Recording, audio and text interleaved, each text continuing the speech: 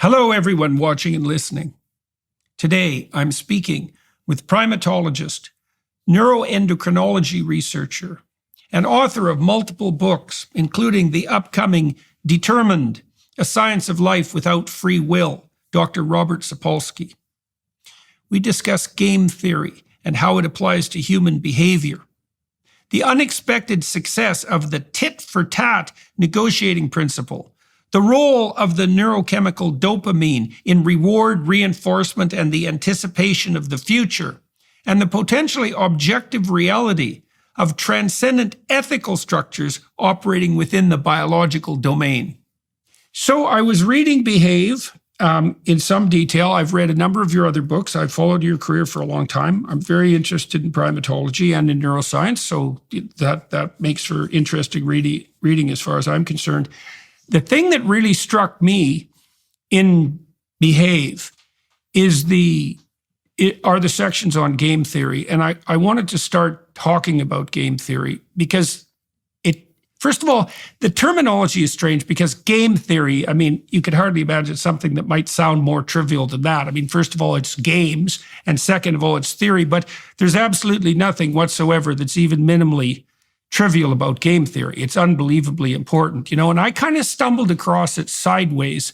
I was reading work by Jaak Panksepp, who did a lot of work with rats, and Panksepp showed that if you paired rats repeatedly together, juvenile males, and you allowed them to play, the little rat who had to invite to play once dominance had been established, he would stop inviting to play if the big rat didn't let him win 30% of the time in repeated bouts, eh? And I thought, oh my God, that's so cool, because what you see there is something like an emergent morality of play in rats merely as a consequence of the repeated pairing of the same individuals, across an indeterminate landscape. And that's an unbelievably compelling and stunning discovery, because it indicates something like the emergence of a spontaneous morality. Now, you talk about game theory. Do you want to review for everybody, first of all, what game theory is, and then what the major findings of the field are? We can talk about tit for tat and the variations, but please let everybody know what game theory is and why it's so important. Sure. Maybe, just emphasize the point you made right from the start that this is not fun and games. Game theory was mostly the purview of war strategists and diplomats and people planning, mutually assured destruction. So this was rather serious stuff. At some point, the biologists got a hold of it, and especially zoologists. And the sort of rationale was, like, you look at a giraffe and you're some cardiovascular giraffe person, and you do all these calculations about, like, if you're going to have a head that's that far above your heart and you're going to have this body weight and blah, blah, whatever, you're going to have a heart with its walls that are this thick or this like vascular properties. And then the scientists go and study it, and that's exactly what you see. Isn't that amazing? Isn't nature wonderful? Or like you look at desert rats and you do all this theoretical modeling stuff and figure out if they're going to survive in the desert, their kidneys have to retain water at this unbelievable rate. And then people would go and study it. And that's exactly how the kidneys work. Isn't that amazing? And it's not so amazing because, like, if you're going to have giraffes shaped like giraffes, the heart has to be that way. There is an intrinsic logic to how it had to evolve. And if you're going to be a desert rodent, there's an intrinsic logic to how your kidneys go about living in the desert. And the whole notion of game theory as applied to evolution, animal behavior, human behavior, etc., is there's an intrinsic logic. The logic of our behavior has been as sculpted by evolutionary exigencies as the logic of our hearts and the logic of our kidneys and everything else in there. And by the time it comes to behavior, a lot of it is built around when is the optimal time to do X and when do you do the opposite of X. So you talk about, all right, so let's review that for a minute. So your point, as I understand it, is that there's going to be necessary constraints on the physiology of a organism. And those constraints are going to be reflective of its environment and the peculiarities of its morphology. And you can predict that a priori. And then when you match your predictions against observation, at least some of the times they match, there's an analogy between that and behavior in that you can analyze the context in which behavior occurs and the physiology of the organism. You do that in particular in Behave as you map out the nervous system from the hypothalamus upward toward the prefrontal cortex. There's going to be an interaction between context and physiology that's necessary. The context of behavior isn't the mere requiting of primordial and immediate needs. The context of behavior is in part the reciprocal interactions that occur in a very large social space between many individuals, many of whom will interact repeatedly. And there's something about repeated interactions that's absolutely crucial. So one of the things you point out, for example, is that, and this was also true of Panksepp's rat studies, if you just put two rats together once, geez, the big rat might as well just eat the little rat because what the hell, maybe he's hungry and the little rat can be a meal. And there are circumstances under which that occurs. But if the rats are going to be together in a social environment, and they're also surrounded by relative rats and friend rats, then the landscape of need gratification starts to switch dramatically because you don't just have the requirement of satisfying the immediate need of the single individual right now. You have the problem of iterated needs across vast spans of time in a complex social environment. And wonderful jargon for it is the shadow of the future, which right. talk about that, which is wonderful poetic way of, exactly that notion. Yeah, well, and the future has a shape too, right? Because the farther out you go into the future, the more unpredictable it is, but it doesn't ever deteriorate exactly to zero predictability. And I know there's a future discounting literature, that's associated with time preference that also calculates the degree to which people regulate their behavior in the present in accordance with likely future contingencies. One of the things you point out, and this is one of the ways your book is integrated, I believe, is that as you move upward in the hierarchy of the nervous system towards the more recently evolved brain areas, let's say towards the prefrontal cortex, the more you get the constraint of immediate behavior by future, future contingencies, right? And you describe that in Behave as difficult. It's very easy to fall prey to an immediate impulse. Anger is a good example of that, or maybe fear, right? That grips you and forces you to act in the moment.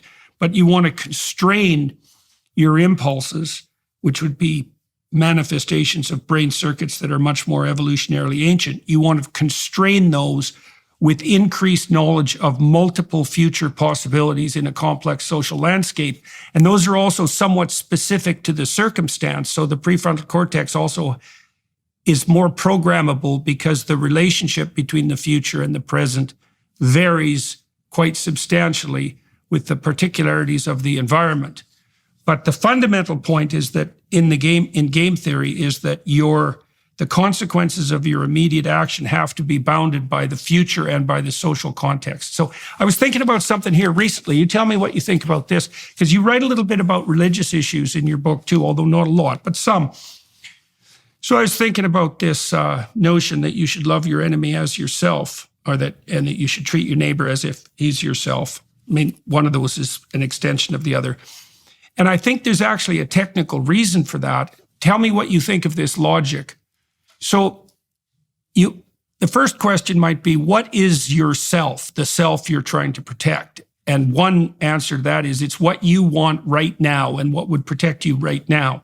But another answer is, yeah, fair enough, now matters, but there's going to be you tomorrow and you next week and you in a month and you in a year and 5 years. And what that implies is that you yourself are a community that stretches across time. And as that community, you're also going to be very varied in your manifestations. Sometimes you're going to be like top lobster and dominant as hell. And sometimes you're going to be sick and in the hospital. And there's going to be a lot of variation in who you are across time. And so if you're treating yourself properly in the highest sense, you're going to treat yourself as that community that extends across time. And then I would say, there's actually no difference technically, and maybe this is a game theory proposition, there's no difference between that technically and treating other people well. Is that you're a community across time, just like the community is a community. And the ethical obligation to yourself as an extended creature is identical with the obligation that you have, all things considered, to other people. So I'm wondering what you think about that proposition, if that makes sense to you, if you think there might be exceptions to that. That makes perfect sense, because that immediately dumps you into are there any real altruists out there? Scratch an altruist and a narcissist bleed sort of thing, that anything within the realm of self-constraint and forward-looking pro-sociality and all of that, what somewhere in there is running in between the lines is the golden rule. And in the long run, this will be better if I do this. And what defines in the long run species is, two lobsters can do game theory dominance displays, but we are the species that is dominated by the concept of in the long run. With any luck, or the more frontally regulated among us. But that's absolutely the heart of it. And which has always struck me, it's very easy to dump on utilitarian thinking. And because it's always easy to say, oh my God, so would you push your grandmother in front of the runaway trolley and it just feels wrong? And would you convict an innocent person if that's going to make society better? In all of those scenarios where utilitarian thinking just sticks in your throat. It just doesn't feel right. And where the resolution always is utilitarian thinking in the long run. If it's okay to do this, what are we going to decide is okay to do tomorrow? And what slope are we going to be heading down? And it requires a sort of deep, distal, not just proximal, utilitarian mindset. And when you work in shadow of the future and in the long run, suddenly what winds up being the easiest possible solution to maximizing everyone's good looks a whole lot more palatable. Yeah, well, those strange questions that come up when people they pick these contexts where utilitarian thinking seems to involve a paradox. I mean, those are paradoxes of duty, and they do come up. But all that indicates, and I think this is what you're pointing out, all that indicates is that there are often conflicts between what seems morally appropriate immediately and what seems morally appropriate when it's iterated. And sometimes those conflicts are going to be intense. And of course, those are the ones that we have a very difficult time calculating, and no wonder. But I would also say those are also the times when intense negotiation is necessary. Like if you and I are in a situation where my immediate good and our long-term good are in conflict, then I better talk to you a bunch to find out what the most livable solution is, even if we can't do it perfectly. And the fact that there's going to be conflicts doesn't invalidate the general necessity of having to consider iteration. You talk a lot in the book about tit for tat. And so why don't you outline that for people too? Because lots of people listening, again, this is one of these things that just sounds trivial when you first encounter it, especially the computer simulations, but it's of stunning importance once again. So do you want to outline the science behind these iterative game competitions and the fact that tit for tat emerged as a solution, and then the variations around that too? Let's get into those. Well, first off, just to sort of build on one of your points there, that repeated rounds of an unpredictable number If you're going to have a competitive interaction with someone, do you stab them in the back or do you cooperate? And your starting point is you're never going to see this person again. And they have no means of telling anyone else on earth if you were a jerk or whatever. The only real politic thing that anyone could ever do is don't cooperate, stab them in the back. If you have only one round that you're going to interact with. And then you get this horrible regressive thing that if you're going to interact with them for 2 rounds, what's the logical thing to do on the second round? Stab them in the back. So you've already defaulted into knowing that the second round is going to be non-cooperation. So what do you do in the first round? You already know the second round is a given, so you might as well stab them in the back on the first one. And if there's 3 rounds, you go backwards. And at every one of those points, if you're hyper-rational, no matter how many rounds ahead of you there are, if you know how many there are going to be, the only uber Spockian logical thing to do is to never ever cooperate. Where the breakthrough comes in is when you don't know how many rounds there are in the future. And that's where you get selection for cooperation. That's where you see a world of differences in social species who are migratory versus ones who are not.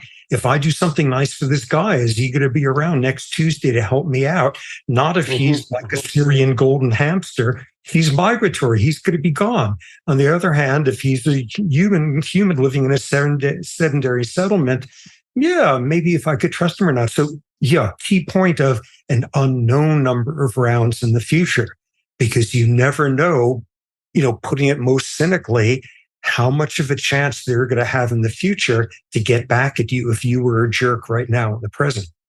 So that emphasis on unknown number of rounds, what you allude to is like the poster child, the fruit fly of people who do game theory studies, the prisoner's dilemma, where essentially there's a whole story that goes with it, but you have to decide, are you going to cooperate with someone or are you going to stab them in the back? And the way it works is if you both cooperate, you both get a decent reward. If you both stab each other in the back, you both get punished to a certain extent. But if you manage to get them to cooperate with you, but you stab them in the back, they get a tremendous loss and you get a huge number of brownie points. And conversely, if they've suckered you into being cooperative and then they stab you in the back, you're way so this whole world of when do you cooperate and when do you do anything other than that, always within this realm of multiple rounds, but unknown number. So this guy, Robert Axelrod, who's like this senior major figure in sort of political science, teamed up with this evolutionary biologist, W.G. Hamilton, one of the gods in that field. And they said, well, let's talk to a whole bunch of our friends who think seriously about this stuff and tell them about the prisoner's dilemma and have each one of them tell us what would their strategy be when playing the prisoner's dilemma. How would you do an unknown number of rounds and maximize your wins at the end? And they asked like Nobel Peace Prize winners and Mother Teresa and prize fighters and warlords and mathematicians. And they collected just a zillion people's different strategies. And then they ran this round robin tournament on this like ancient 1970s computer of just running each strategy against all the other ones, a gazillion rounds, to see which one worked best, which one won. Or in the terms that evolutionary biologists quickly started using, which strategy drove all the others into extinction. And the thing that flattened everybody was you had these people putting in these algorithms and probabilities and fuzzy logic and God knows what. And the one that beat all the others was the simplest one out there, tit for tat. You start off by cooperating. If the other guy is a jerk at some point and stabs you in the back, the next round, you tit for tat him back. You stab him back. If he goes back to cooperating, then you go back to cooperating. You've forgiven him. If he keeps on being a jerk, you keep on being a jerk. And even though what you see is by the person being a jerk, they're always one round ahead of you. And that seems pretty disadvantageous. You're always going to be one step behind the individual who stabbed you in the back. When you get 2 jerky cheaters together, All they do is constantly stab each other in the back, and they get the worst possible outcome. And what you see with something like that is with tit for tat, if you're a nice cooperative guy and start off with that assumption, you lose the battles with the jerks, but you win the wars because cooperators find each other. And this strategy outcompeted everyone, and everyone couldn't believe it because of how simplistic it was. And that was exactly, it was straightforward. It was easy to understand. Its starting point was one of cooperation, giving somebody the benefit of the doubt from the start. It was nonetheless not a sucker. It was punitive. It was capable of retribution. And if the other player who had sinned against them corrected their ways, it was forgiving. And it was as simple, and this outcompeted all of the other ones. And what everyone sort of in the zoology world went about saying at that point is, oh my God, do animals go about tit for tat strategies when they're in competitive circumstances where they've got to decide, am I going to cooperate or am I going to cheat and that sort of thing? Has evolution sculpted optimal competitive cooperative behavior in all sorts of species to solve the prisoner's dilemma problem? And people went and looked, and it turned out, what do you know? Evolution had sculpted exactly that in all sorts of species with phenomenal, interesting findings where if you experimentally manipulate one animal to make it look like they're not reciprocating in something that somebody else just did for them, and everybody punishes them one round afterward and they go back to cooperating again and everyone forgives them, that's tit for tat. All sorts of species out there were doing tit for tat. Fabulous example of this. I am forgetting his name. Wilkinson studies bats. Some bat species, they all do communal nesting stuff. All the female bats have all their nests together, and they're communal in this literal sense. They're vampire bats, which means they fly out at night and they get blood from some cow or some victim or whatever, and they're not actually drinking the blood. They're storing it in their throat sacs. And they come back to their nest, and what they do is they disgorge the blood then to feed their babies. Mm-hmm. And the hugely cooperative cool thing about the species is it's cooperative feeding, not just among sisters, but everybody feeds each other's kids. That's great. So they've got this whole collaborative system, and it buffers you against one animal's failure to find food one night. And everyone scratches each other's back, and it works wonderfully. Now make the bats think that one of them is cheating. One of them has violated feeding all each other's kids' social contract. When the bat comes out of the cave or whatever, you net it and get a hold of the bat, and you pump up the throat sac with air. And you put her back there in the nest, and she doesn't have any blood, but everybody's looking at her saying, oh my God, look at how big her throat sac is. Look at all the blood she has. And she's not feeding my kid. She's reneging on our social contract here. And the next round, nobody feeds her kids for one round. Oh my God. Bats have evolved the optimal prisoner's dilemma strategy of tit for tat.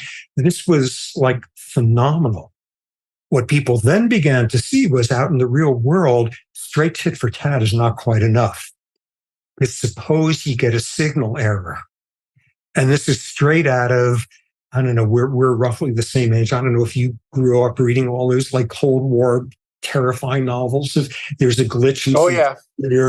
What was it? Fail safe or something? We're going to drop a atomic bomb on Moscow by accident, and the only way to prove to them it was an accident, they get to drop one on New York and tit for tat and all of that. And what that introduced was the possibility of a signal error. You're cooperating, but there's a glitch in the system, and the other individual believes you just stabbed them in the back. I think virtualization probably increases signal error, by the way.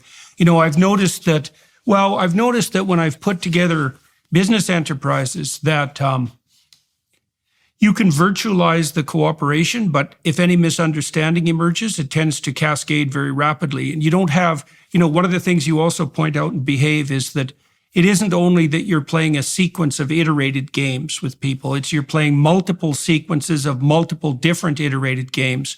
And so one of the things that happens if you're face-to-face with people as opposed to virtual is that when you're face-to-face with them, this is probably the key importance of the issue of hospitality, which is very much stressed, for example, it's stressed in the Old Testament, but it's stressed in traditional communities, is that if you're actually in an embodied space with people, you can play multiple games with them, games of humor, games of food exchange, games of music, dance, celebration.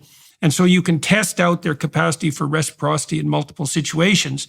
And so then if there's a signal error, you can mitigate against it because you know that you've tested the person out in all sorts of different circumstances. But when you virtualize things, it's very narrow. The channel's now very narrow. Yeah. And so I'm very concerned about a lot of virtualization too, because the other thing I think that virtualization is doing is enabling the psychopaths, because you can do a lot of one-off exchanges online with no reputation tracking. And that seems to me that enables the people who use, what did you call that in your book? There's a particular kind of strategy. Well, it's the stab you in the back strategy, essentially. And if you can't track people's reputations across time, then you enable the people who are essentially the psychopathic manipulators. And there's actually an emergent literature on online trolling and dark tetrad traits. So I'm afraid we're enabling the psychopaths with the virtualization of the world. And that's a terrifying possibility because they can take everybody out. So now you were talking about modifications of tit for tat. Well, you bring up sort of the artificiality and the dangers there. Okay, somebody suddenly from out of nowhere stabs you in the back. Is this for real, or is this a signal error? And one way of like getting out the other end of it is a vertical one. Have you just had a gazillion rounds in common with that person and things have gone okay? Have you built trust with them out of the history of this game? But what you outline is instead the horizontal one. Okay, I haven't had a gazillion rounds of this game with them, but we're also breaking bread together, and we also did this together, and we also have our cultural share. Instead, lateral examples of iterated games that you could build trust on. That's another way of solving it. And the virtual world collapses both of those. So what you wind up seeing as soon as you put in a signal error, it could collapse the entire system. So people then had to figure out how to evolve protection against signal errors as soon as that's possible in your game theory universe. And what you have to bring in is this radical, upending notion of forgiveness. Should it be like forgiveness automatically turning the other cheek? Absolutely not. It should be based on your prior history and all these algorithms of the more rounds in the game you've gone in the past with cooperation without the person doing something jerky, the faster you were willing to forgive them for what seems to have been a betrayal on their part and possibly a signal error instead. And building up of trust, building up of social capital. And of course, what that opens you up to is exactly what you bring up, which is a good sociopath knows exactly how many inches they need to push it and still get under this umbrella of, well, that's a little bit worrisome, but forgivable. At that point, when you have a reciprocal system, that's a wolf in sheep's clothing. A sociopath can exploit it like mad, but at least that was the way of protecting yourself against that to some extent. Build in. A shared culture might actually be the abstracted equivalent of a like an abstracted multi-situational game. Because if I live in your neighborhood, let's say, and I don't know who you are, but I know you live in my neighborhood, and nothing has happened that's untoward in the 10 years that we've been living near each other, then I can reasonably presume that you're pretty much like all the other people in my neighborhood, including the people I know, because if you weren't, you would have caused trouble.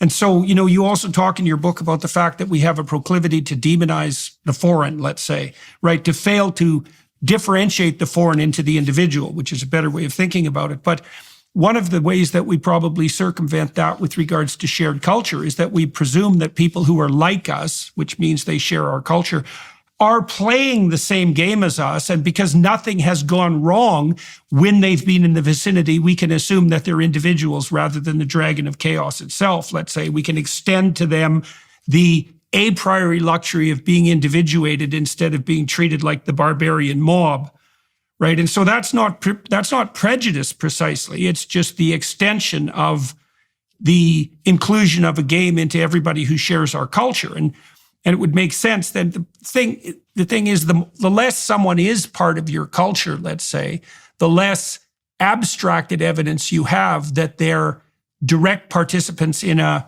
reciprocal game rather than stab you in the back psychopaths, which they could be, right? Because that's about 3% of the population and maybe higher under some circumstances. So you also talk in your book about something very interesting, which is something that's really puzzled me. Is I've not been able to figure out how honest cultures get a toehold, right? Because as you point out, that first of all, there's some evidence that the default response of very immature individuals, 2-year-olds, let's say, isn't cooperative. 2-year-olds are not cooperative. They are in some very bounded circumstances, but they can't play shared games very well. That doesn't mature till the age of 3. And so it's sort of a Hobbesian landscape among 2-year-olds. I know there's exceptions to that. But then as the brain matures, then the capacity for shared games starts to emerge, right? But the fundamental question is, and you do point to this in Behave, is, well, if you have a whole society of cheaters and backstabbers, which is maybe the default Hobbesian situation, how the hell do you ever get a cooperative landscape started, much less a landscape where the default response between strangers is honest and trusting?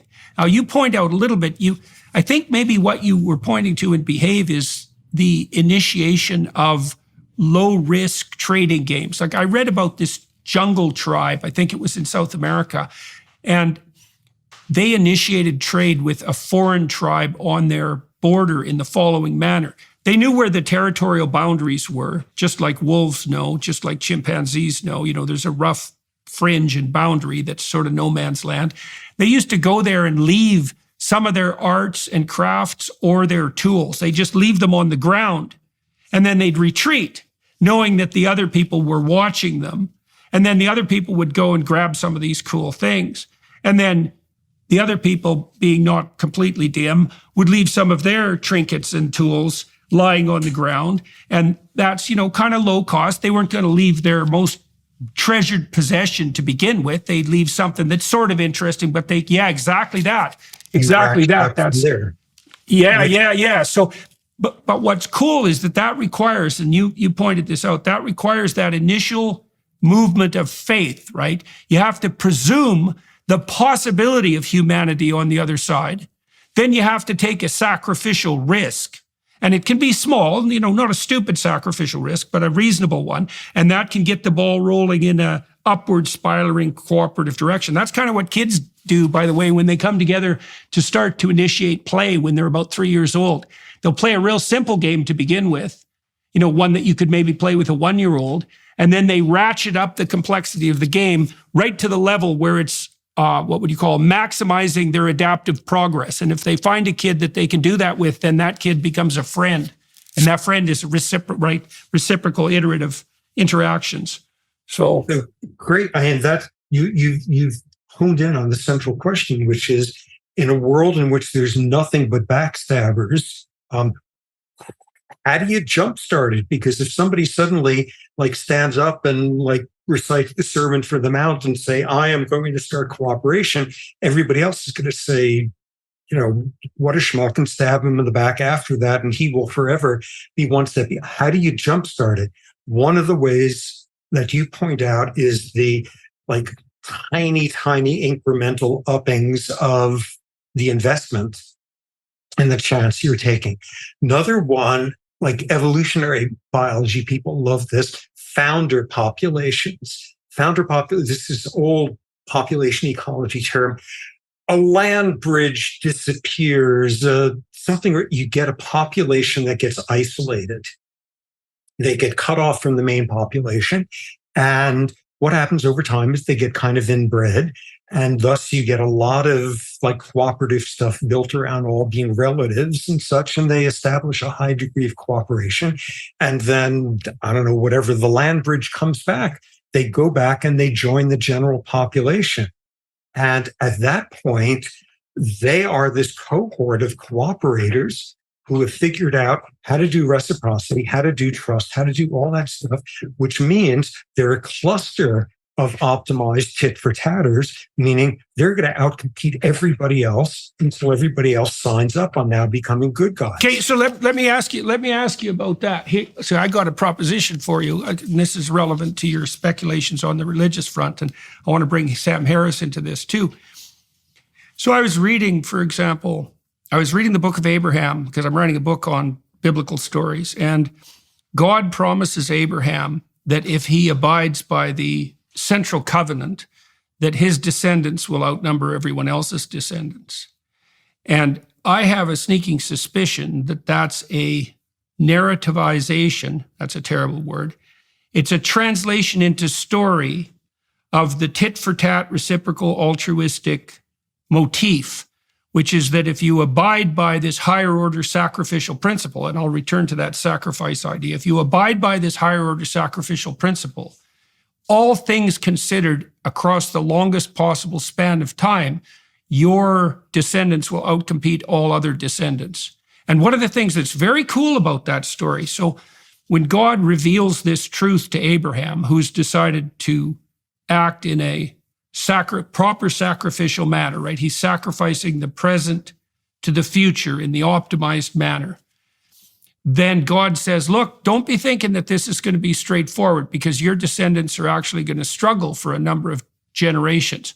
But if you can hold out for the long run, and it's 4 generations in this particular story, then you can be certain that the pattern of adaptation that you've chosen is going to work well for you, but also very, very well for your descendants. And so, I know that Sam Harris, who's very concerned about the problem of evil, has been trying to ground a transcendent morality in objective fact. And I think I can admire Sam's motivation and his concern with great evils, like the evils of the Holocaust, for example. I think his attempt to ground morality in objective fact is misdirected, partly because I think a much more fruitful place for an endeavor like that is actually in game theory, because there is something there, right? I mean, what we're basically pointing out is that the structure of there is a structure of iterated interactions, right? There's an emergent reality. And as you said, you could model that with tit for tat competitions in a computer landscape, and that turns out to be ecologically generalizable. So there's an actually underlying ethos in iterated interactions. Now, you can imagine that as the human imagination observed interactions over vast stretches of time, it started to aggregate imaginative representations of that ethos and to extract it upward. And it seems to me that that would dovetail with the maturation and domination of the prefrontal cortex, because what's starting to happen is that you're using long-term strategies to govern short-term exigencies. And that's a very difficult thing to do because, of course, the short-term sometimes screeches and yells extraordinarily loudly. But part of what the religious enterprise seems to be doing, as far as I can tell, is mapping this pattern of sacrifice of the present to the future and making the proposition that that is all things considered, that is the optimal adaptive strategy. So I don't know what you think about those sorts of suppositions. I think that's perfect. I mean, when you look at like dopamine, its role in gratification postponement, and dopamine is anticipatory, all of that. There's a whole literature built around lab rats and lab monkeys. And wow, it works just like in us in terms of being able to sustain behavior in anticipation of a reward. Isn't that amazing? Just like us. But we do it for an entire lifetime in anticipation of reward in the afterlife. Like that's on a scale that's very, very human.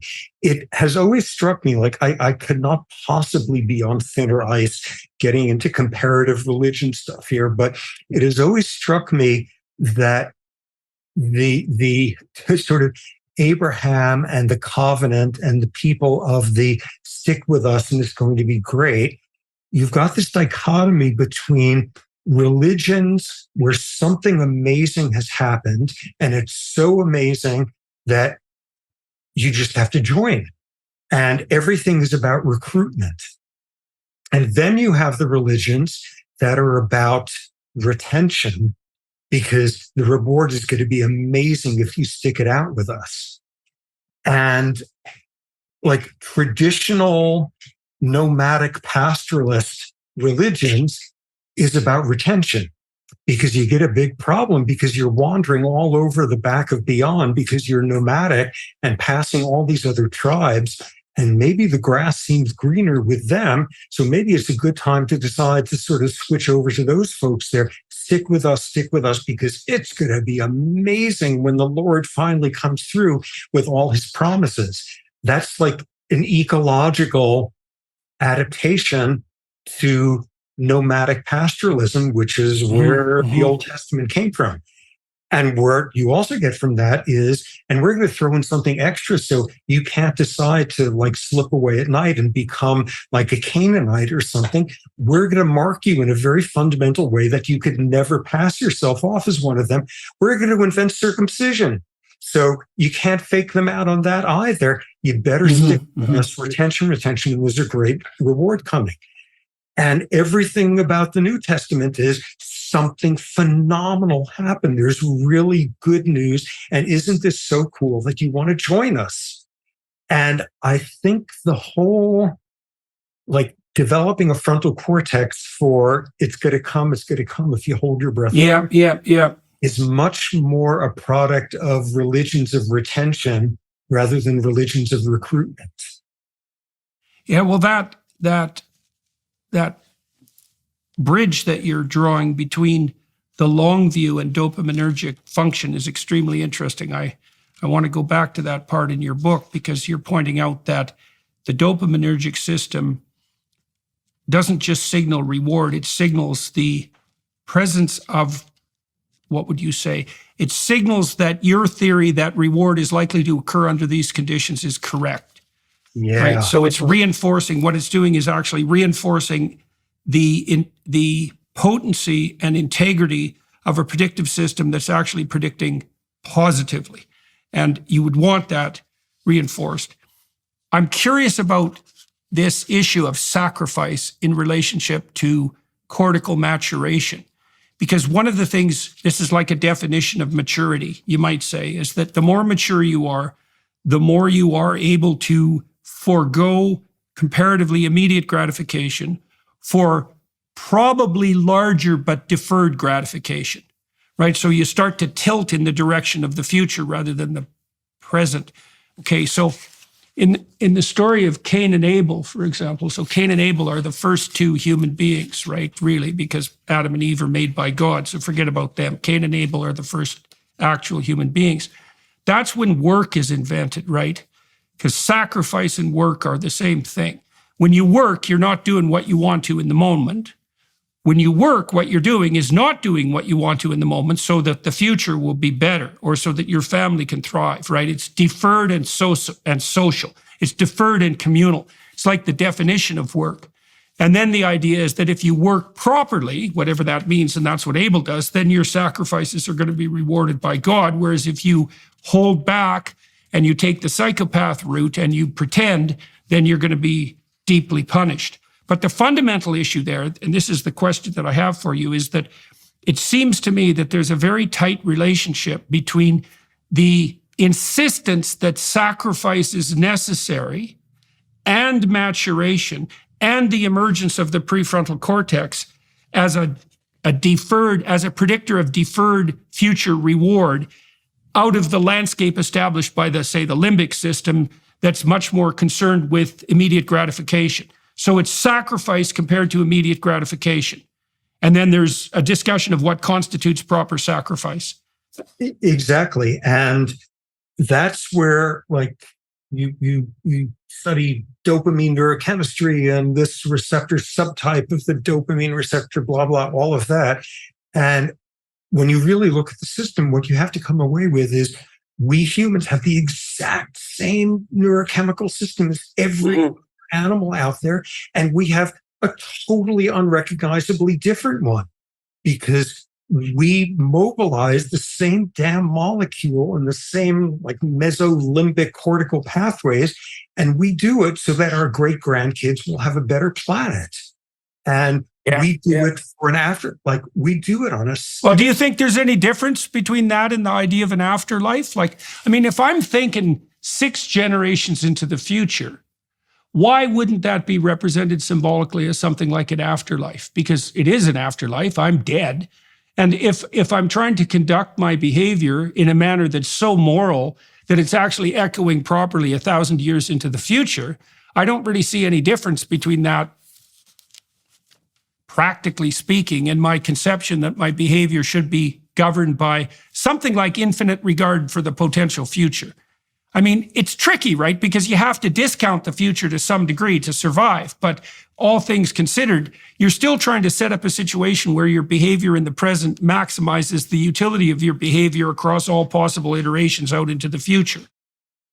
And as soon as you allow for the possibility of like your footprints lasting longer than your lifespan, this is a whole new ball game, either in the form of there's an afterlife, or in the form of I want to leave a planet for my great-great-grandchildren that's going to be a more peaceful, wonderful one, or even in the form of like every time you sit at like a typical funeral where everybody's going through the usual eulogies of like distortively amplifying the good traits of someone and ignoring the bad, what's going through your head is, how do I want to be remembered? Whoa, that's a whole other world of like what you're doing now. The footprints you leave after you are going to matter. And like all the versions we have, we would like to think the students we train, we would like to think people 300 years from now are going to think we've composed the most amazing like mass in B minor, and that's satisfying. Yeah, we've invented a whole weird world of being able to have anticipatory motivation built around stuff that's going to last longer than us. And in some ways, you could be like a Paul Ehrlich and think about what's going to happen to the planet in a century from populations, or you could think about the afterlife, but any of these are like radically human domains. That's that extension of knowledge of knowledge out indefinitely into the future, right? Which is something that seems to characterize human beings, and that might also be a consequence of cortical expansion, right? The discovery of that infinite future. Yeah. And so, okay, so let me ask you a question. Let me ask you a question about that too. Yes, I'm not exactly clear. I've spent a fair bit of time studying the dopaminergic system and its relationship to reward and reinforcement. But I wasn't as clear as I would like to be about the role of dopamine in anticipation of future reward. And like I said, I read that in your book and I started to understand it, but I don't completely understand it. And so now dopamine will signal if you lay out a structure of behavior and that structure of behavior produces the desired outcome. You get a dopamine kick that feels good, which is sort of the generalized element, but the dopamine also preferentially encourages the neural structures that were active in the sequencing of that behavior to grow and flourish. And that's the distinction between reward and reinforcement. But you talk about anticipation, and I know I'm missing something there. So will you walk me through in a little bit more detail how the dopamine system works in relationship specifically to anticipation of the future rather than just responding, say, to successful behavior? So, unpacking this a bit, exactly what you were referring to, like take a rat, take a monkey, take a college freshman and Psych 101, whatever, and give them a totally unexpected reward from out of nowhere. And you can show that there's activation of dopaminergic reward pathways in the limbic system. And you can do that with functional imaging. You could do that with something invasive with your lab animal, whatever. Okay, dopamine's about reward. It's completely about reward. Give somebody cocaine and they will release more dopamine than any vertebrate in all of history has ever been able to do. And yeah, it's about reward until you then get a little bit more subtle with your paradigm. And now you take that, human, rat, monkey, and put them in a setting where you've trained them in a contingency.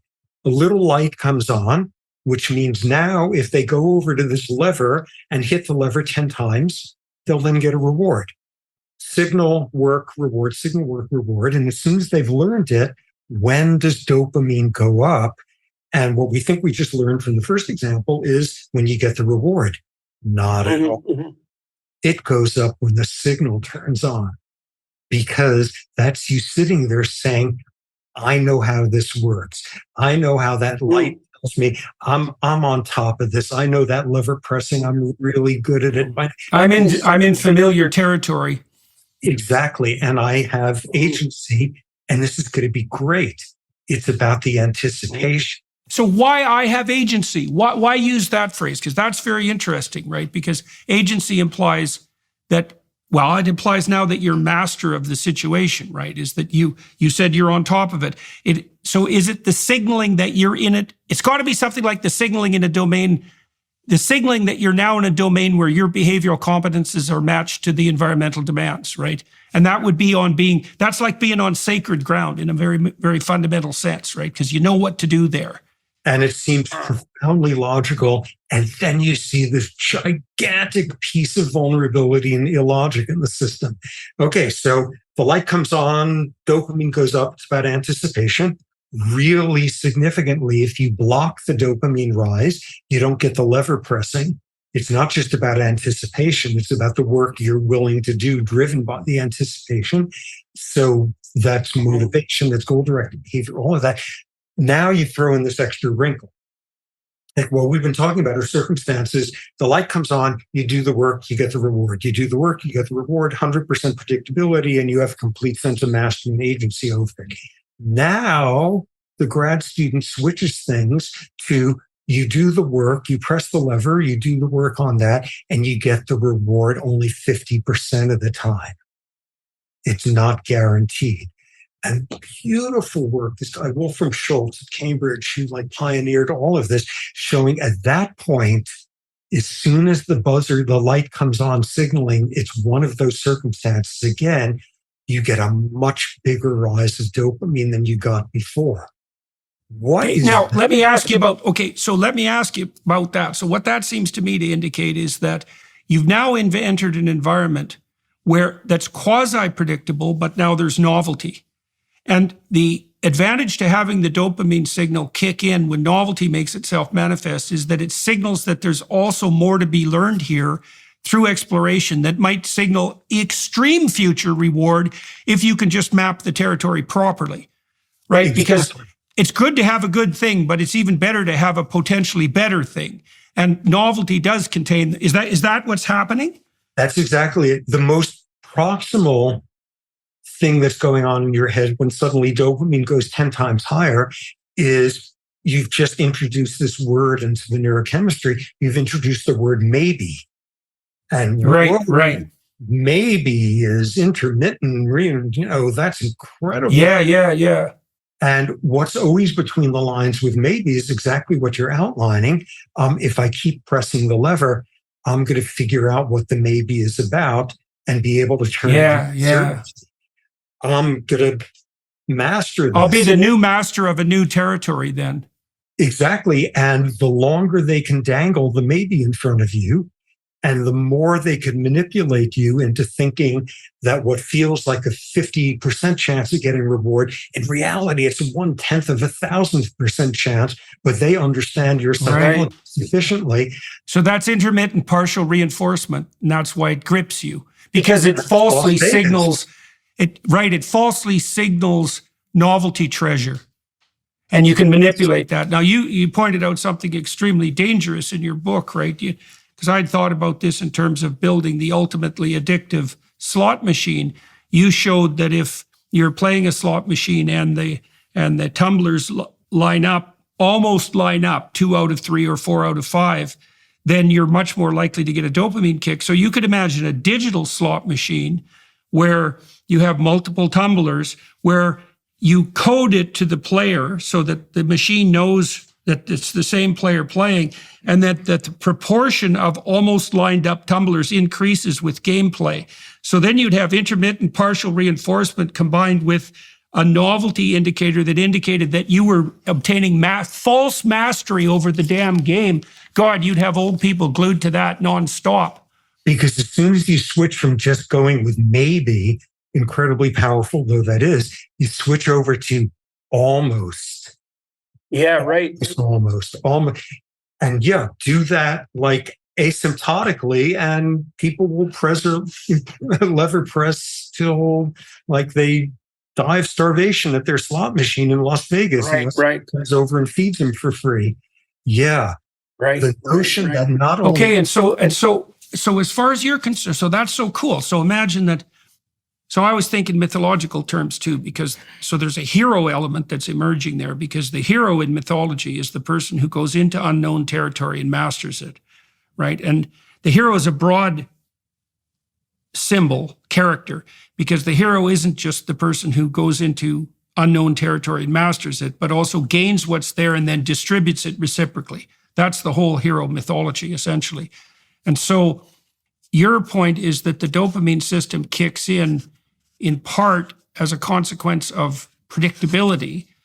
So that shows that you know what you're doing when you're in a place that's going to give you reward. So you're in a garden that's fruitful, but it's even better if there's an intermittent element of the reinforcement, because it shows you that there's fruit there that you have left to discover. And if you go down that pathway, you're going to be hyper motivated to go down that pathway. So you want to be in a garden. You want to be in a garden where there's fruit, but where the possibility of more fruit beckons, and where that possibility is dependent on the morality and, what would you call it, daring of your actions. Now, I would say that pattern, if a female is observing that pattern of interaction in a male, that male's going to be maximally reproductively attractive. Well, I think that probably depends on what species we're talking about, just to become as... Oh, sorry, I meant people. I meant human beings. Okay, so just to be a pain and now come back and say, well, I think that probably also depends on the culture. But yes, that is heroism. The path of the hero is they have setbacks. You press the lever 10 times and you don't get the food pellet. And what the dopamine system is about is then saying, I'm going to press the lever twice as much, 10 times as much, more fervently. I'm going to cross my toes. I'm going to wear my lucky socks and underwear. I'm going to chant, ritualistic whatever of orthodoxy, because I'm willing to come back and try even harder. And then you surmount your setback, and that's your path of the hero. And, that's what dopamine is doing there. That's why you don't give up at the first setback. And that's why ultimately getting a reward predictably every single time you press the lever gets boring after a while and gets... Well, it shows you that there's nothing left to discover. So that's interesting. So, because you imagine if the optimal garden is one that's fruitful, but where the possibility of more future fruit also lurks, then when it's reduced to merely being fruitful, there's an element of it that's dull, right? Because there's no more future there is predictability, and that's fine. It's better than privation, but it's not as good as an infinite landscape of future possibility. Right, exactly. Right. So Dostoevsky. Oh, sorry. Go ahead. If in addition, not only does sticking it out get you more mastery and eventually almost becomes definite and all that, but if also you're set up so that your sense of self becomes more solidified because you're sticking with it, because your metaphorical ability to look at yourself in the mirror and all, if that's an added layer of what you've been like acculturated into, whoa, you bet. That oxygen. Hey, so there's an analogy there. There's an analogy there with what you might describe as the what would you say, the admirability of fair play. So imagine that you have a son who's playing a hockey game or a soccer game, and he's the star. But then when he scores a goal, he celebrates a little too narcissistically and he hogs the ball on the field, right? And then if his fellow players make a mistake, he gets pissed off and has a little tantrum. And you take him off the field and you say, look, kid, it doesn't matter whether you win or lose. It matters how you play the game. And he says, what the hell do you mean? I'm clearly the best player on the team. If people send me the ball, I score, we win. I'm not passing the ball to these losers because then we lose. What the hell are you talking about, Dad? And you don't know what to say, but what you should say is, look, kid, the reason it doesn't matter whether you win or lose, but how you play the game is because life is a sequence of never-ending multiple games. And you're a winner if people want to play with you. And if you're a little prick when you win any given game, and if you whine and complain because you've lost, even if you're an expert at that game, no one's going to want to play with you, and you're a loser, right? And I think it's analogous in a very profound sense to that prefrontal maturation that puts the future above the present. But I also think it's analogous in a deep way to the pattern of behavior that we talked about. And I don't know exactly why this is, but I know it's there somewhere, that's characterized by this wanting to be in the place where future reward beckons as well as present reward. Those things are going to stack. They have to stack on top of each other, right? Because otherwise there's going to be an intrinsic contradiction in the ethic. So there has to be a concordance between that fair play ethos and that exploratory ethos. Maybe that's in play, right? If you're a good player and you're out there on the field, you're not just trying to score the goal. You're also trying to play with various ways of scoring the goal. You're playing with your teammates. And so maybe it's in that play that you optimize exploration plus reward seeking at the same time. And you do that communally. And maybe that's signaled by the system of play. Jack Panksepp, the other thing he did that's so damn cool is Panksepp outlined the neurocircuitry of play. He was the first scientist to do that, to show that there's actually a separate circuit in mammals for play. And it's not exploration exactly, right? It's not exactly the same circuit that mediates exploration, but it's allied with it. So I don't know how that fits into dopaminergic reinforcement, but I know that play is intrinsically reinforcing. So, well, sort of two threads from obviously completely different universes of showing the power of this, exactly the point you bring up, which is in multiple games and multiple players in formal game theory. Like you foster cooperation if there's third-party punishment, if you can right for being third-party punished, so all these different layers. But one of the things that really, really chooses and selects for cooperation is if people have the option to opt out of playing with you. Yeah. Well, that's freedom of association, man. That's why that's a fundamental freedom. Exactly. And every mother is a good game theorist in that regard when she's saying, if you do that, you won't have any friends. Like that's incredibly, like that's one of the best lessons your dopamine system can get, either from the game theory and or from your mother, that the long-term goals look very different when you're simultaneously involved in umpteen different games at once with very different time courses. Yeah.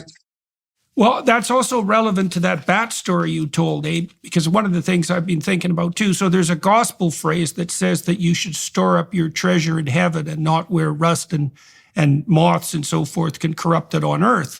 And here's what it means as far as I can tell. And I want you to tell me what you think about this in light of our conversation. So the bat that has the pouch full of blood has that blood right then and there, and that's a form of treasure. Now, the problem with that blood is that it's a finite resource, and hunting, which is what the bats are doing, is sporadically successful. So even if you're a great hunter, and this is true with hunter-gatherer tribes for human beings, even if you're the best hunter, you're going to fail a fair bit of time when you're out, especially if you're on your own.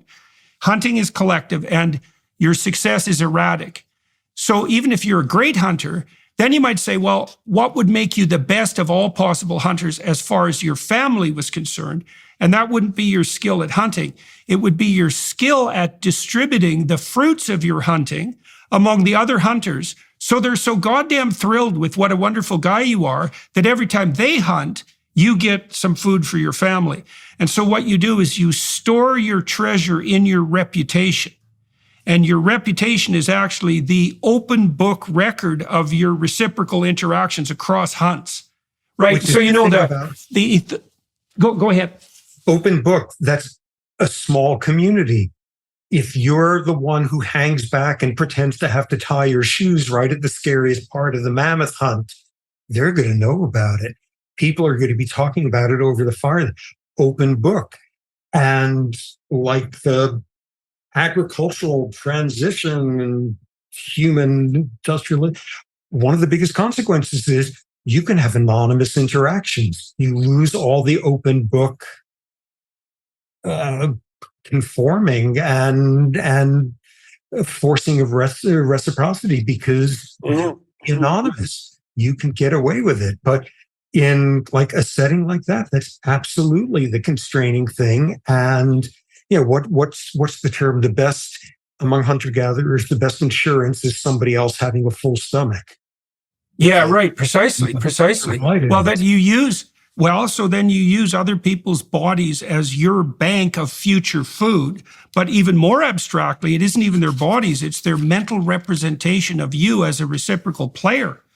And so if that's associated with, imagine that's a reputation. So that's actually associated with your ethos and with the tracking of that ethos. And if that ethos is something like generous, long-term oriented, sacrificial player of multiple reciprocal games, then all of a sudden you're protected against the exigencies of fate, because even if there's local failure in the food supply, people are so thrilled about your generous reciprocity that you're going to be provisioned even under the worst of all possible circumstances. So, those economic exchange games where you identify two people, you say, look, you're going to give this person sum of $100, but they can reject the offer if they don't believe it's fair.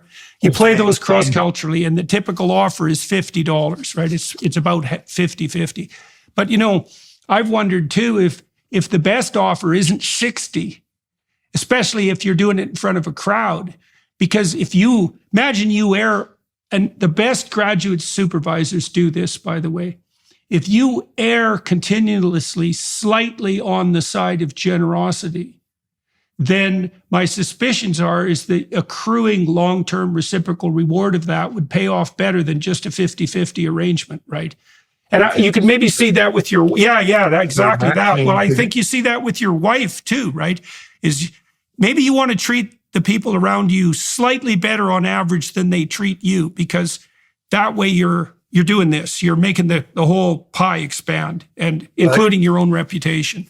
Then you get some interesting cultural stuff comes in, because they've done all sorts of cross-cultural studies of like ultimatum gameplay and all of that, and see tremendous cultural differences in whether it's 50-50, 51-49, 90-10. Then you see there's a handful of cultures out there where you get punishment of generosity.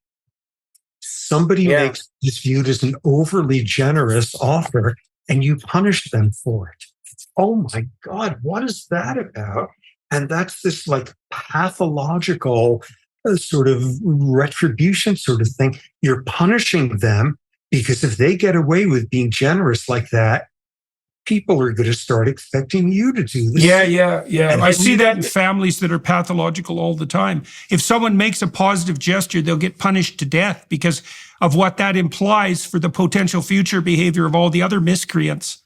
And what are those cultures? Like some of the ones where, like, God help you if you wind up being part of one of those ex-Eastern Bloc countries have the high rates of this paradoxical punishment for generosity. Oh, this guy's just going to make us look good. And then everybody's, whoa, that is a troubled society. If that's a proper. Well, that's a vision of hell. That's for sure, where you're punished for, that's what Nietzsche said about punishment. It's such a brilliant line. He said, and it was, look, if you're punished for breaking a rule, there's actually a form of relief in that, because When you're punished for breaking a rule, that validates the entire rule system, and that's what used to predict the world. So there's a relief in being justly punished. So what Nietzsche pointed out was, if you really want to punish someone, you wait till they do something virtuous, and then you punish them for that, right? And that's a good definition of hell. Hell is the place where people are punished for doing what's truly virtuous. Yeah, and like you said, you don't want to be in a society like that. Maybe that's not as bad as it gets, because things can get pretty bad, but it's pretty bad. Well, that's a pretty good predictor of societies with incredible rates of child bullying and spousal abuse and substance abuse and social capital that's gone down the drain. And that's what those cultures are like. And yeah, that's a pretty bad world in which generosity is explicitly and enthusiastically punished by the crowd of Yahoo peasants who arrived to get forks at that point.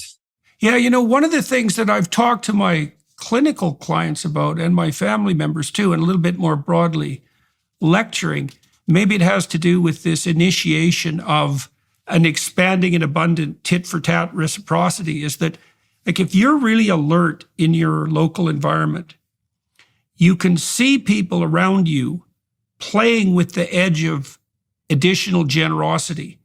So people will make these little offerings, that's a good way of thinking about it, where they just go out of their way a little bit in a sort of secretive manner. They'll sort of sneak it. It's like a student who writes you an essay and dares to sneak in one original thought just to see what the hell happens. But if you jump on that and you notice and you reward people for staying on that edge where they're being a little more generous and productive than they usually are, you can encourage people around you to be just doing that like mad. And they like you a lot for it too, because actually people are extremely happy when they're noticed for doing something that puts them on the edge of that generous expansiveness, and then rewarded for it. So even if you're not in a society that punishes that, you can actually act as an individual to differentially reward it. That's what a good mentor does. And it's always a cost-benefit analysis of how much am I willing to incrementally risk to start ratcheting things up even further. That's exactly it. One of the most fascinating wrinkles in it, in terms of accounting for the world's miseries and stuff, is when you think about dopamine, what are the things we anticipate? Well, if you're a baboon, and I spent 33 years of my life studying baboons in the wild during summers, if you're a baboon, your world of pleasures and anticipation are pretty narrow.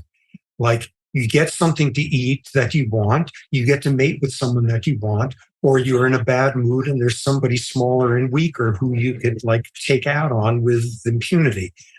That's basically the realm of pleasures for a baboon. And then you get to us, and we have all that, but we also have liking sonnets, and we also have taking cocaine, and we also have solving Fermat's last theorem, and we also have we've got this ridiculously wide range of pleasures. We're the species that could both secrete dopamine in response to cocaine or winning the lottery or multiple orgasms, and also secrete dopamine in response to smelling the first great flower in spring. And it's the same dopamine neurons in all those cases. And what that means is we have to have a dopamine system that can reset incredibly quickly. Because some of the time, going from 0 to 10 on the dial is you've just gone from no nice flower smell to nice flower smell. And some of the time, going from 0 to 10 is you've just conquered your enemies and gone over the Alps with your elephants or something, and this is fabulous. We have to constantly be able to reset the game on our dopamine system. Well, you point to something else there that's really cool too, is that, so now you could imagine a garden that has fruit in it, and then you could imagine a garden that could even have more fruit in it, but then you could imagine refining your taste so that you can now learn to take pleasure in things that wouldn't have given you pleasure before. That's what artists do, is they offer people a differentiated taste. So, if you think of a landscape painting, it's like there are certain visual scenes now that we regard as canonically beautiful, but it's virtually certain. I mean, I know there's an evolutionary basis to that to some degree, but it's virtually certain that our taste for beauty is at least in part informed by the brilliant geniuses of the past who were able to differentiate the world more and more carefully and say, look, here's actually a new source of reward, right? People do that when they invent a new musical genre or a new form of dance, is right? So not only can we multiply the rewards indefinitely if we're pursuing the proper pathway, but we can differentiate the landscape of potential rewards, I would say virtually indefinitely. Now, that would be part of that prefrontal flexibility that can modify our underlying limbic responses too, even though we're, running down the same dopaminergic trackways, let's say, that the poor baboons run down. Which is totally cool and so human and all, but has like this massive tragic implication, which is the only way you could use the same dopamine neurons and same dopamine range from 0 to maxing out for like both haikus and like lottery is the system resets. It's got to keep resetting as to what the scale is, what the gain is on the system. What that means is it constantly resets. It constantly habituates. And what that means is like the most tragic thing about the human predicament. Whatever was a great unexpected reward yesterday is going to feel like what you're entitled to today and is going to feel insufficient tomorrow. So Dostoevsky in Notes from Underground, he wrote one of the world's most compelling critiques of, what would you call it, satiating utopianism. So Dostoevsky said, essentially, if you gave people everything they wanted, nothing to do but eat cakes, lie around in pools of warm water, and busy themselves with the continuation of the species, so sort of ideal baboon life, that people would eventually purposefully rise up and just smash all that to hell, just so something interesting would happen, because that's the sort of crazy creatures we are. But, you said that's a tragedy, and you can understand that, right? Because it means that today's satiation is tomorrow's unhappiness.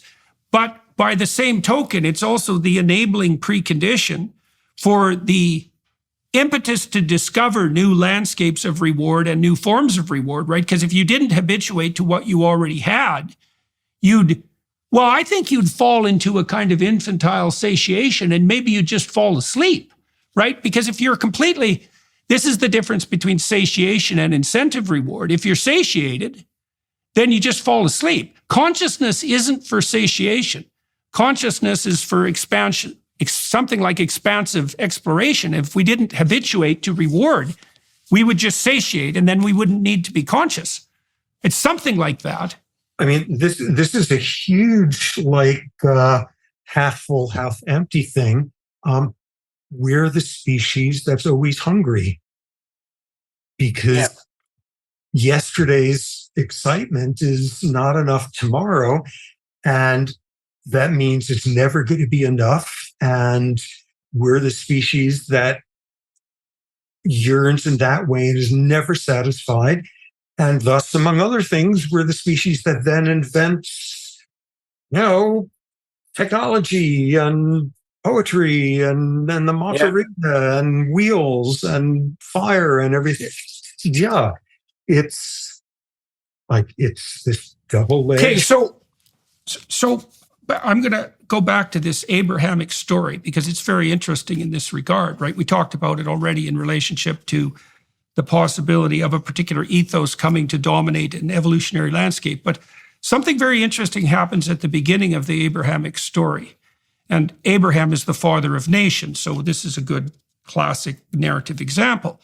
So Abraham is actually fully satiated at the beginning of that story because he's like 75 and he has rich parents. And all he's done his whole life is lay in the hammock and eat peeled grapes. And he has everything he needs, absolutely everything. And then this voice comes to him and says, this isn't what you're built for.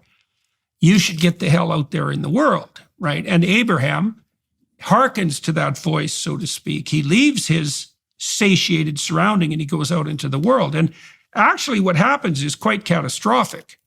It's not a simple comedy, the story, because he encounters war and famine and an Egyptian tyranny, and the aristocrats conspire to steal his wife, and he's called upon by God to sacrifice his only son. And it's quite the bloody catastrophe.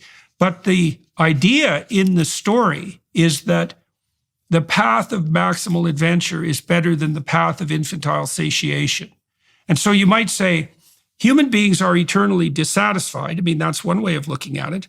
Or you could say, well, there's an abstract form of meta-satiation, let's put it that way, that's the same as it's like a bloodhound being on the trail.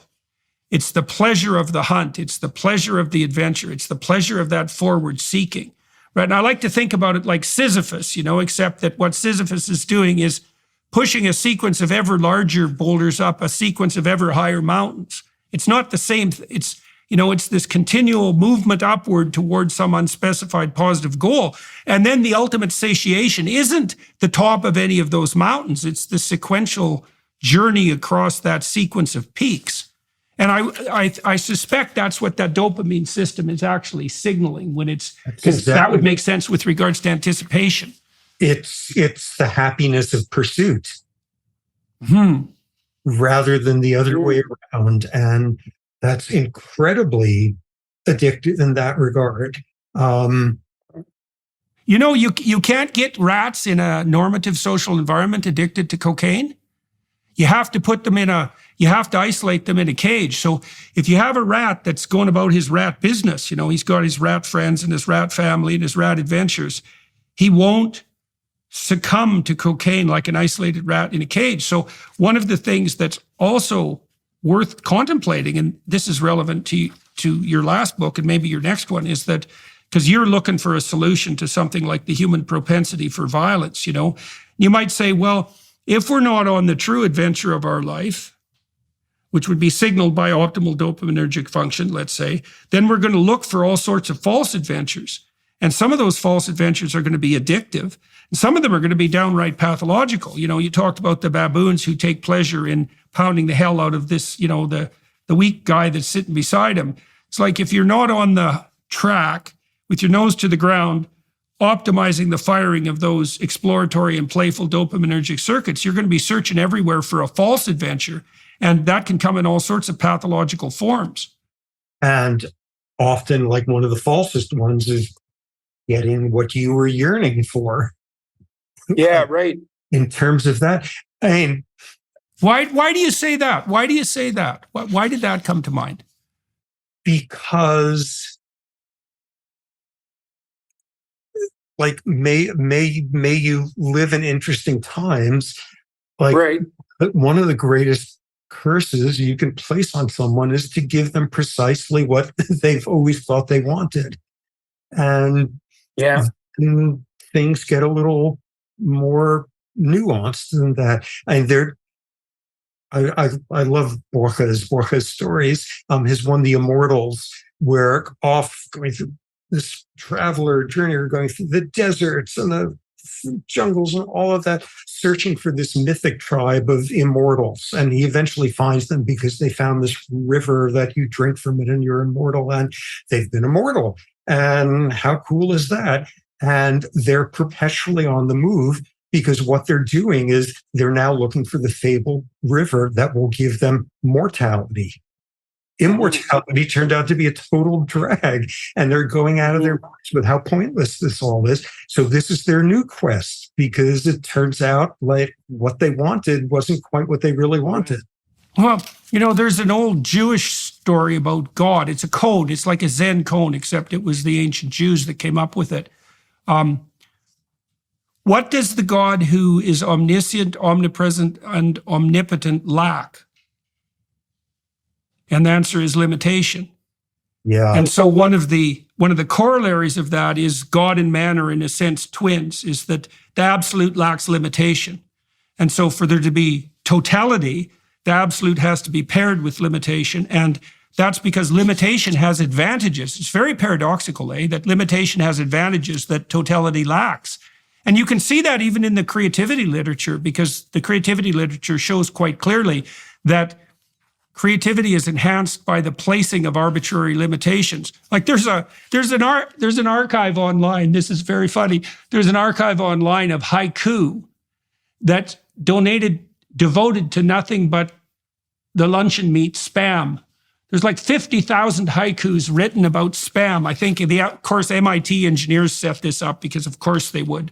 But it's such a comical example because it shows you that paradoxically, when you impose limitations, and that might even include the limitations of mortality, that you produce a plethora of creative consequences emerging out of that. And it isn't obvious, and this is what you were pointing to, it isn't obvious that if you transcended that, absolutely, that you would be better rather than worse off. I mean, it's a tricky question because we're always looking to be healthier and to live longer, and no wonder, but there is something to be said for limitation and the fact that you have to transcend that in an adventurous manner, right? It gives you, maybe life is the game that a particularly daring God would play, because it has an infinite cost. That's death. And God only knows what that enables. At the same time, it constrains.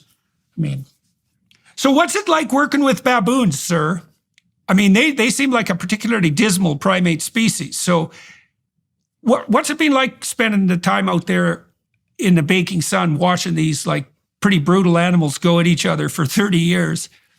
They're perfect. They're perfect for what I study. My sort of roots as a scientist was as a stress physiologist and kind of understand what stress does to the brain, not good things. What does stress do to vulnerability to mental illness? Not good things. What does stress do to your body? All sorts of stuff. It depends on who you are and your society and social rank and all of that.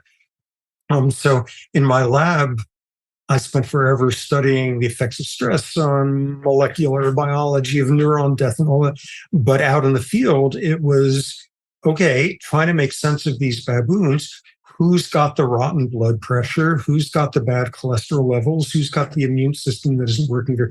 What does it have to do with their rank and patterns of social stress and patterns of affiliation and basically health psychology on baboons? And why them? They were the perfect species to study because they're out in the Serengeti, which was my field site, which is an amazing ecosystem. Like if you're a baboon, you live in these 50 to 100 animals or so out in the savannah. Nobody messes with them. Once a year, a lion picks off someone. Most of the time, you can't touch them with that. Infant mortality is lower than among the neighboring humans. And you only spend 3-4 hours a day doing your day's foraging. And what that means is you've got like 8-9 hours of free time every day to devote to generating psychological stress for everybody else. They're exactly like us. None of us get ulcers because we're like fighting for canned food items and bombed out supermarkets. We have this luxury of generating psychosocial stress because we're westernized, privileged humans, and baboons are one of the only other models out there because they've got 9 hours of free time every day. And if you're a baboon and you're miserable, it's because another baboon has worked very intentionally to bring that about. They're all about psychosocial stress. They're like bloody in tooth and claw, has nothing to do with them. They're just like awful to each other. They're perfect models for westernized psychosocial stress. So they're not nice guys. Like I did not grow to love a whole lot of them over the decades, but wow, they're Machiavellian, backstabbing, and all their highest calling in life is to make some other baboon miserable. Right. So communal psychopaths. So you did point out in your book that you studied a baboon troop where because of a historical accident, there was a plethora of females. And then that took a lot of the competition stress away from the males, and they actually started to become more civilized. And so I have two questions about that. It's like, why did the baboons take the psychopathic prick route on the evolutionary highway? And what does the fact that that's modifiable? It's quite strange, really, that it's modifiable. What does that have to say, let's say, about free choice in the baboon world, about whether or not it's necessary to organize your whole society on the grounds of, tit-for-tat psychopathy? It tells you it takes some pretty special, unique circumstances to jumpstart all the barriers to cooperation. Right. Looking at, okay, you can have one person who's willing to gamble an incy bit of vulnerability to see if somebody reciprocates, or you can have a founder effect of an inbred cooperating group, or you can have, a whole bunch of ways of jumpstarting it. But then you get a totally quirky, unpredictable event, which was the thing that happened with my baboon troop. This was a troop my wife and I studied for years, and they had an ecological, unprecedented disaster thing that happened at one point. There was an outbreak of tuberculosis, not among my baboons, but among the neighboring baboons. One troop over, a troop that was living off of the garbage dump at a tourist lodge, and which is where it was tubercular meat coming from the tourist lodge. And tuberculosis, it takes Thomas Mann would have enough time to write hundreds of pages of a novel before TB kills somebody. TB kills a non-human primate in a couple of weeks. It's a wildfire in terms of how destructive it is. So you had this neighboring troop that had, pig heaven. They had this garbage dump from a tourist lodge, and every day a tractor came and dumped all the leftover desserts and stuff from the tourist dinners and banquets. And so they were living off of that. I actually did some studies on that troop and showed they got the starts of metabolic syndrome. They got elevated triglycerides. They got borderline diabetes. Like us, the same, but they had better infant survival. The same pluses and minuses of a westernized, overly indulgent diet. But they had the greatest spot on earth. And every morning, a subset of my guys would go over there to try to get the food, would go over there and have to fight their way in this twice as many resident males there who were pissed at who's this outsider coming in here. These were only the most aggressive males in my troop, who were willing to go and spend their mornings trying to fight for the garbage next door. In addition, in the morning is when baboons do most of their affiliative socializing, sitting there grooming each other. These are guys who not only were willing to fight for food, but it was a much higher priority to them than sitting around and grooming somebody and being nice. Right. Socially affiliated, and they were the most aggressive. So they're the ones who wound up getting killed by the TB. It wiped out about half the males, and it wasn't the high-ranking 50%.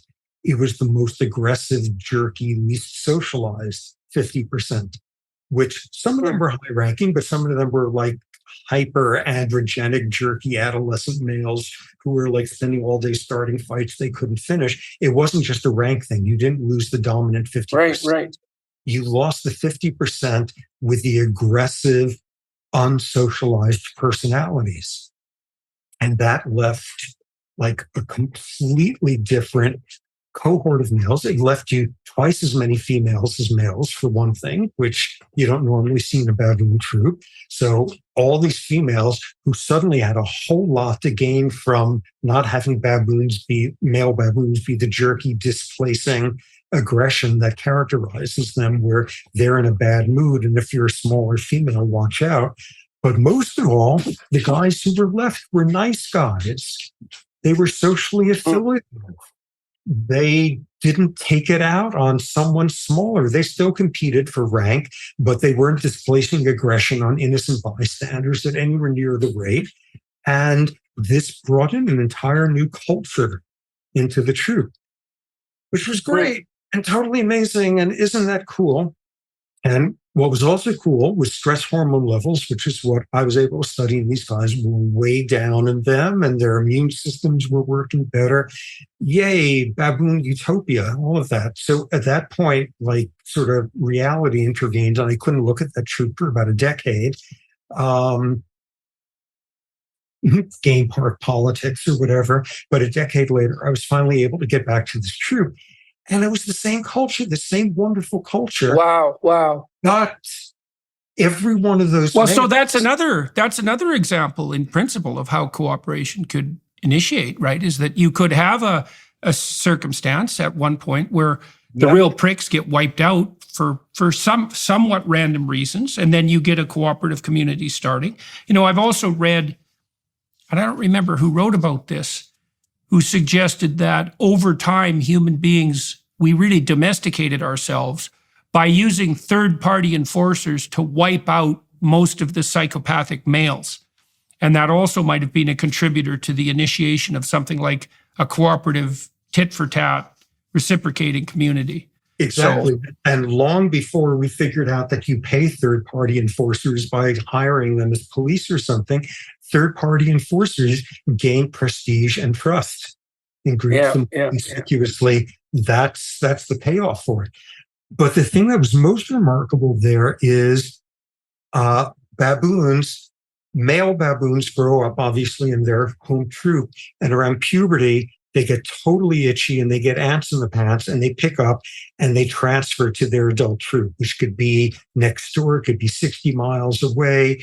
They wind up being this like snivelly little parasite-riddled kid who shows up at 5 years of working their way up the ranks and all of that. And so it's this transfer business.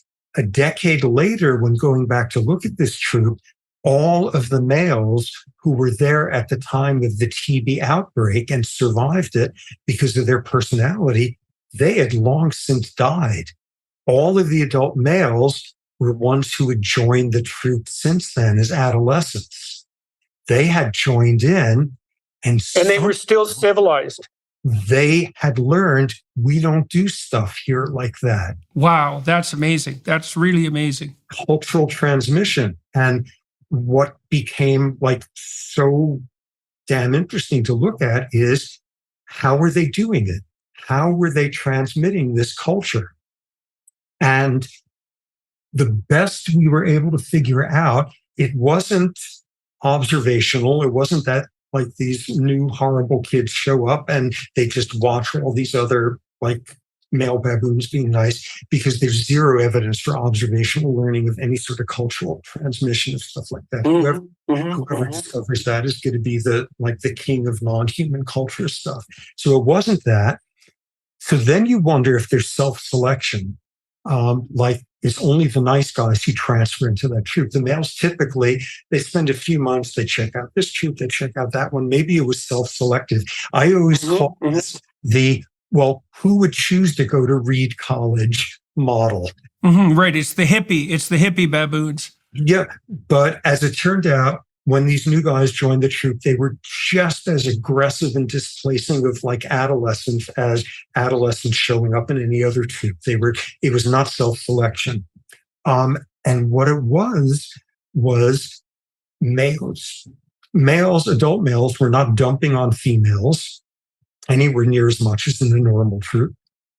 As a result, females were much less stressed, and their hormone levels showed this. As a result, females were much more willing to chance a pro-social interaction, reaching out to someone, than they would have been in a normal troop, because the odds were better. And what you saw was, in a typical troop, it would be 70 to 80 days before one of these new transfer males would be groomed by a female. In this troop... Is that equivalent to offering a fruit? Yes. And in this troop, instead, it was in the first week. Females were much more relaxed and were willing to take a chance. And what you saw was, like, in a world in which, like, females were grooming you and big adult males weren't dumping on you, and you could sit under like olive trees and all of that, over the course of the first 6 months after the transfer, these guys dropped the aggressiveness. it was not an inevitable state in them. It was a default. They defaulted in a world in which they were not stressed and dumped on, because the females weren't stressed and dumped on, because the resident adult males were nicer guys. This trickled down decrease of stress, and they would default. And 6 months into it, they were like one of the regular old like commune hippies there.